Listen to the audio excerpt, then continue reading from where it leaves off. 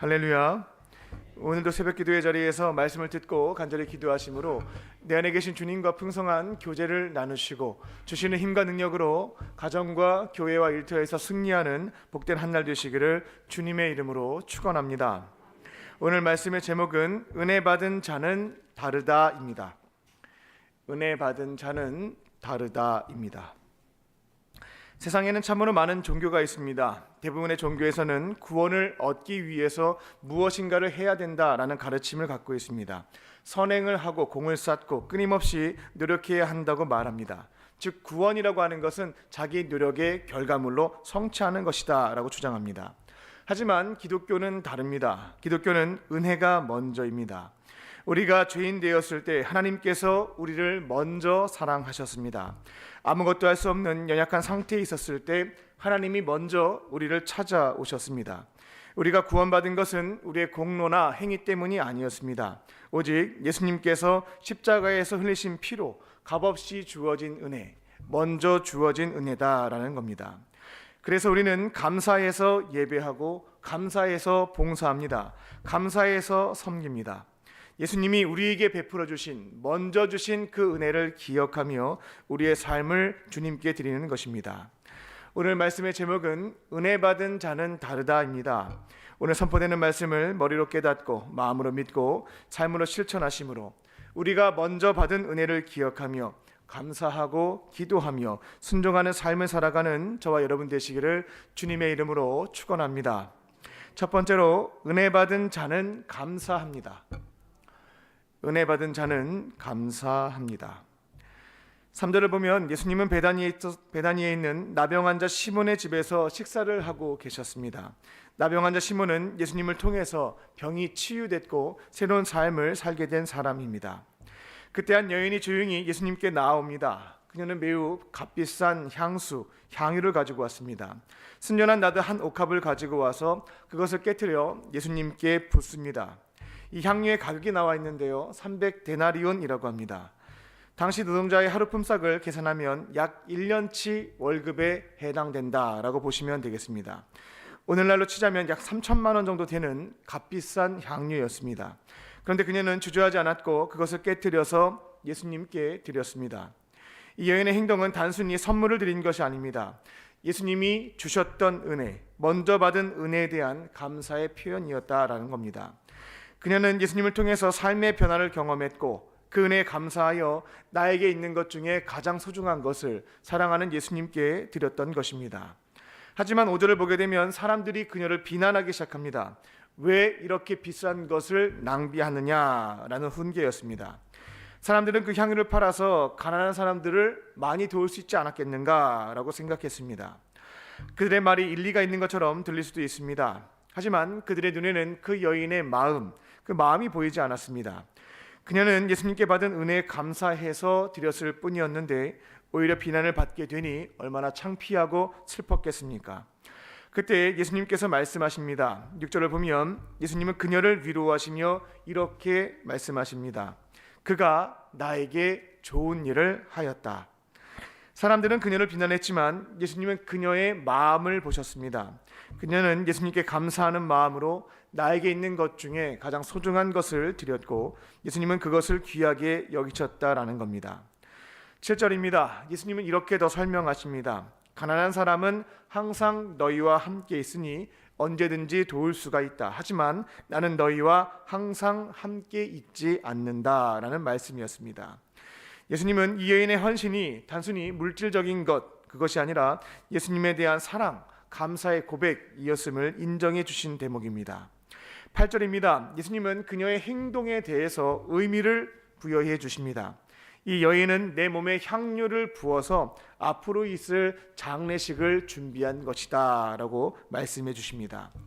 물론 이 여인은 예수님께서 곧 십자가에 달려 죽으실 것을 알지 못했습니다. 하지만 예수님께서는 그녀의 헌신을 통해서 예수님의 장례를 준비하는 예언적인 의미를 담아주셨다라는 겁니다. 마지막 9절에서 예수님은 이렇게 말씀하십니다. 온 천하에 어디에서든지 복음이 전파되는 곳이 있다면 이 여인이 한 일을 함께 전하여 그녀를 기억해 주도록 해라 라는 말씀이었습니다. 예수님은 은혜 받은 자가 어떻게 반응해야 되는지를 이 여인의 이야기를 통해서 복음을 듣고 믿는 자들에게 가르쳐 주어라, 즉 은혜 받는 자가 감사로 살아가는 삶의 본보기임을 알려주었던 겁니다. 은혜 받은 사람은 어떻게 살아갑니까? 감사하며 살아갑니다. 우리는 하나님께 받은 은혜에 감사해서 예배드리고, 감사해서 사랑을 실천하고, 감사해서 내 곁에 있는 자들을 섬기며 살아갑니다. 우리에게 생명도 주셨고 제사함과 영원한 생명도 주셨습니다. 오늘도 나와 함께 동행하며 주시는 은혜를 기억하며 감사하는 삶을 사는 것이 은혜 받은 자, 세상과 다른 모습인 줄로 믿습니다. 오늘도 하나님께서 내게 주신 은혜를 기억하며 감사해서 예배하고 사랑하고 섬기는 삶을 지켜가실 줄로 믿습니다. 우리의 감사가 하나님께 기쁘게 올려지며 그 감사가 우리의 삶을 아름답게 변화시키는 은혜가 충만한 복된 하루 되시기를 주님의 이름으로 축원합니다. 두 번째로, 은혜 받은 자는 기도합니다. 은혜 받은 자는 기도합니다. 예수님은 십자가를 지시기 전에 겟세마네 동산에서 기도하셨습니다. 이 기도는 단순한 기도가 아니라 고통 속에서 드렸던 간구의 기도였습니다. 우리는 예수님의 모습을 통해서 은혜 받은 사람이 왜 기도를 해야 되는지, 또 어떻게 기도해야 되는지를 배울 수가 있습니다. 22절입니다. 예수님은 먼저 제자들과 함께 유월절 식사를 하셨습니다. 그 자리에서 성찬식을 제정하시며 빵을 나눠주시면서 말씀하십니다. 이것은 너희를 위해서 찢기게 되는 나의 몸을 상징한다. 또 포도주를 나누시며 말씀하십니다. 이것은 너희를 위해서 흘리게 되는 나의 피를 나타낸다. 예수님은 이것을 통해서 앞으로 십자가에서 희생하실 것에 대해서 알려주시게 됩니다. 그 후 제자들과 함께 감람산 겟세마네 동산으로 올라가십니다. 이곳에서 예수님은 인류를 구원하시기 위해서 가장 중요한 사명을 앞두고 하나님께 간절한 마음으로 기도하시게 됩니다. 34절입니다. 예수님이 이렇게 말씀하십니다. 내 마음이 심히 고민하여 죽게 되었으니, 그러니까 죽을 만큼 힘들다라는 겁니다. 너희는 여기 머물며 깨어 있으라. 즉 제자들에게 깨어서 나와 함께 기도해 줄 것에 대해서 부탁을 했습니다. 하지만 제자들은 모두 잠들고 말았습니다. 예수님은 홀로 하나님께 간절한 마음으로 기도를 드립니다. 36절을 보면 이렇게 기도하십니다. 아빠 아버지여, 모든 것이 아버지께 가능하오니 이 잔을 내게서 옮겨 주십시오 라는 기도였습니다. 이 기도는 매우 솔직한 또 인간적인 기도였다라고 볼 수가 있겠습니다. 십자가의 고통과 고난을 예수님도 피하고 싶으셨던 겁니다. 그 마음을 고스란히 아빠 아버지께 말씀을 드렸던 겁니다. 이것을 통해 우리가 알 수 있는 대목이 있습니다. 우리가 기도할 때는 하나님께 우리의 마음을 숨길 필요가 없겠구나라고 하는 점입니다. 예수님이 그렇게 하셨던 것처럼 우리는 하나님께 우리의 두려움, 고통, 고민, 소망, 어려움을 솔직하게 말씀을 드릴 수 있다라는 겁니다. 하나님은 우리의 연약함과 모든 감정을 다 이해하시는 분입니다. 우리가 두려운 것은 하나님 피하고 싶습니다 라고 솔직하게 간구하는 건 괜찮습니다. 하나님은 우리의 솔직한 기도를 받으시는 분이다라는 것입니다. 하지만 예수님의 기도는 여기서 끝나진 않습니다. 계속해서 이렇게 간구하십니다. 그러나 나의 원대로 하지 마시고 아버지의 소원대로 하십시오. 예수님의 기도는 자신의 소원을 아랜 뒤에 하나님의 뜻을 받아들이는 기도로 마무리가 됩니다. 이게 바로 기도의 중요한 본질에 해당됩니다. 기도는 끝까지 내 뜻을 하나님께 강요하는 것이 아니라 하나님의 뜻에 따라서 나의 의지와 생각을 맞춰 나가는 과정이다라는 겁니다. 예수님은 동일한 기도를 3번이나 반복하셨습니다. 그만큼 힘들고 수용하기 어려운 하나님의 뜻이었다라는 것을 볼 수 있습니다. 계속해서 간구했지만 아빠 아버지는 침묵하셨습니다. 그 긴 침묵 속에서 예수님은 십자가를 지는 것이 아버지의 뜻임을 알게 되었고 그 뜻에 순종하시게 됩니다. 41절입니다. 이제는 때가 되었도다. 인자가 죄인의 손에 팔리느니라. 예수님은 기도로 그 고통을 이겨내시게 되었고 하나님의 뜻에 순종하여 십자가를 감당하러 나아가시게 됩니다. 우리들도 은혜 받은 자들로서 여러 문제 앞에서 우리의 생각과 마음과 감정을 솔직하게 고백하는 것 너무나 중요합니다. 내가 바라고 원하는 것이 있다면 이미 다 알고 계시는 그분 앞에 감출 것이 없습니다. 하나님은 우리의 마음과 생각과 소원을 다 알고 계시기에 속일 것도 없고 감출 필요도 없겠다라는 겁니다. 하지만 기도의 마지막 순간에는 하나님의 뜻이 무엇일까를 묻고 내 소원과 비록 다르다 할지라도 감사함으로 받고 순종하는 것이 은혜 받은 자의 성숙한 기도인 줄로 믿습니다. 은혜 받은 자로서 솔직한 마음과 생각을 표현하시되 최종적으로는 하나님의 뜻에 따라 순종하는 삶을 선택하는 저와 여러분 되시기를 주님의 이름으로 축원합니다. 끝으로 은혜 받은 자는 순종합니다. 은혜 받은 자는 순종합니다. 본문 43절을 보면 가룟 유다가 군인들을 데리고 예수님께 나옵니다. 그는 입맞춤을 통해서 누가 예수님인지 한밤중이었기 때문에 식별하기가 어려웠습니다. 입맞춤을 통해서 누가 예수님인지를 군인들에게 알려주었고 그렇게 예수님을 넘겨주게 됩니다. 사람들에게 존경과 사랑을 표현하는 입맞춤이 예수님을 배신하는 도구가 된 것을 볼 수가 있습니다. 유다의 이 행동은 인간의 연약함, 배신을 적나라하게 보여주는 행위였습니다. 군인들이 예수님을 붙잡으려고 하자 베드로가 격분했습니다. 칼을 꺼내어서 대제사장의 종 말고의 귀를 쳐버리게 됩니다. 이때 예수님은 베드로를 책망하시며 말씀하시게 됩니다. 평행 본문에 있는 내용입니다. 칼을 쓰는 자는 칼로 망하게 된다. 그리고 말고의 귀를 고쳐주시게 됩니다. 예수님은 폭력과 힘으로 문제를 해결하신 것을 공생의 기간 동안에 살펴볼 수가 없습니다. 예수님은 하나님의 뜻에 따라 순종하며 고난의 길을 묵묵히 걸어가시게 됩니다. 이어지는 52절을 보게 되면 한 청년이 예수님이 붙잡히시는 것을 보고 배 혼니부를 버리고 도망쳤다라는 이야기가 나옵니다. 학자들은 이 청년이 바로 마가복음을 기록한 마가라고 봅니다. 마가는 자신의 연약했던 순간을 숨기지 않고 성경에 기록해 두었고 이와 같은 자신도 예수님께서 회복시켜 주셨고 이처럼 성경을 기록하는 사람으로 삼아주심에 그 감사한 마음으로 그 은혜를 깨닫고 자신의 부끄러웠던 이야기를 기록해 둔 것으로 봅니다. 예수님은 체포되신 후에 대제사장과 공회 앞에서 신문을 받게 됩니다.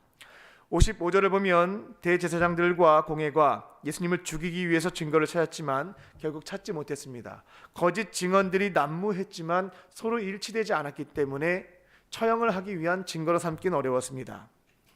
예수님은 이처럼 거짓 증언이 난무할 때에 어떠한 태도를 보이셨냐면 논리적으로 변호하실 수 있었고 신적인 능력을 가지고 그 군인들과 모여있었던 자들을 물리치실 수도 있었습니다. 하지만 말씀을 보게 되면 끝까지 거짓 증언에도 침묵하셨습니다. 60절을 보게 되면 예수께서 아무 말씀도 하지 아니하시거늘 이라고 기록되어 있습니다. 그러니까 십자가 죽음을 받아들여야 됐기 때문에 피할 방도를 찾지 않으셨다라는 겁니다. 그러나 대제사장이 내가 그리스도냐 하나님의 아들이냐 라고 묻자 예수님은 이 점에 대해서는 담대히 답변하십니다. 62절에서 내가 그니라 너희가 인자가 하나님 우편에 앉은 것과 하늘 구름을 타고 오는 것을 보게 될 것이다 라고 얘기합니다. 이렇게 말하게 되면 신성모독죄가 돼서 죽게 되는 겁니다. 죽게 되는 부분에 대해서는 정직하게 말씀을 하셨습니다. 이 고백이 예수님의 순종의 절정을 보여줍니다. 예수님은 하나님의 뜻에 따라 자신이 메시아, 신의 아들, 하나님과 동등한 분임을 밝히셨고 결국 이를 통해 신성모독 혐의로 사형 선고를 받게 되십니다. 이어지는 65절에서 사람들은 예수님을 조롱하고 폭행합니다. 침을 뱉고 얼굴을 때리고 모욕적인 말로 예수님을 괴롭힙니다. 어릴 때 제가 이 본문을 읽으면서 예수님은 왜 이렇게 참으셨을까 속상해하며 의문을 던졌던 기억이 있습니다. 예수님은 모든 것을 다 하실 수 있는 능력이 있는데 이처럼 고통스러운 것들을 왜 수용하셨을까? 그 답은 하나입니다. 하나님의 뜻에 따라 십자가 사명을 감당하셔야 됐기 때문이었습니다. 우리의 죄를 대신 지고 십자가를 통해 구원의 길을 여는 것이 아버지의 뜻이었기에 순종하셨던 겁니다. 예수님은 그 뜻에 따라 모든 고난과 이와 같은 치욕과 수치까지 묵묵히 감당하셨습니다. 우리가 받게 될 죄의 형벌과 우리가 받아내야 할 지옥의 저주를 대신 다 받으셨던 겁니다. 순종은 내 뜻이 아니라 하나님의 뜻을 따르는 겁니다. 때로는 그 길이 이해되지 않을 수가 있고 고통스러울 수도 있습니다. 그러나 은혜 받은 사람은 하나님의 뜻에 순종하는 자인 줄로 믿습니다. 왜냐하면 우리 안에 은혜가 있기 때문에 감당할 수 있다라는 겁니다.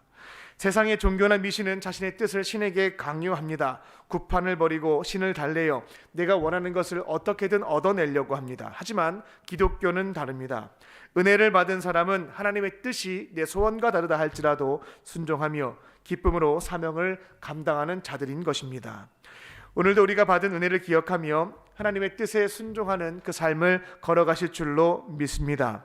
때로는 십자가처럼 무거운 길이라 할지라도 그 길 끝에 하나님의 영광이 있음을 기억하며 주신 사명에 순종하는 저와 여러분 되시기를 주님의 이름으로 축원합니다. 기도하겠습니다. 참 좋으신 하나님, 오늘도 우리를 하루 더 살 수 있는 고귀한 생명을 주시고 하루의 시작을 세상의 거짓 메시지에 기울이지 않고 살아계신 하나님의 말씀으로 열게 하시니 감사합니다. 우리가 받은 놀라운 은혜를 기억하며 감사하는 삶을 살게 하여 주시옵소서. 주님께 모든 것을 솔직히 구하는 기도의 사람이 되게 하여 주시고 주님의 뜻에 따라 순종하는 성숙한 그리스도인이 되게 하여 주시옵소서.